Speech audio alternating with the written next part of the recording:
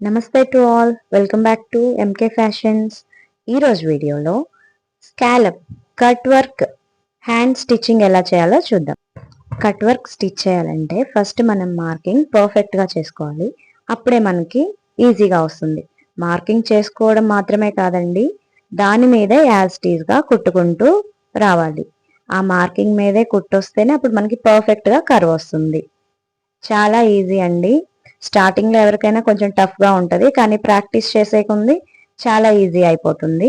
ఇలా మొత్తం కర్వ్స్ అన్నీ నీట్గా కుట్టేసుకోవాలి. నెక్స్ట్ చుట్టూ పావించి ఉండేలా కట్ చేసుకోవాలి. మరీ ఎక్కువ ఉందంటే కర్వ్స్ తిరగవండి, జస్ట్ పావించ్. అలా అని మరీ లోపలికి కట్ చేశారంటే స్టిచ్చెస్ ఊడిపోతాయి. అలా కాకుండా చూసుకొని కొంచెం జాగ్రత్తగా కట్ చేసుకోవాలి. తర్వాత జాయింట్స్ దగ్గర కొంచెం కట్స్ ఇవ్వాలి, అప్పుడే మనకి ఈజీగా తిరుగుతుంది. ఇలా కుట్టుకున్న దాన్ని ఫ్రంట్కి టర్న్ చేసుకొని అన్ని కర్వ్స్ కూడా ఒకసారి అడ్జస్ట్ చేసుకోవాలి, పై వైపుకి అనుకోవాలి.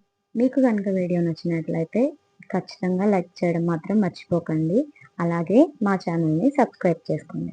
ఇలా టర్న్ చేసుకున్న తర్వాత ఆ కర్వ్స్ పైన ఒక స్టిచ్ వేసుకోవాలి, అప్పుడే స్ట్రాంగ్గా ఉంటుంది. కొంతమంది ఐరన్ కూడా చేసుకుంటారండి, నేను స్టిచ్ వేస్తున్నాను. అంతే అండి, చాలా ఈజీ. చూసారా ఎంత బాగా వచ్చిందో. Thanks for watching.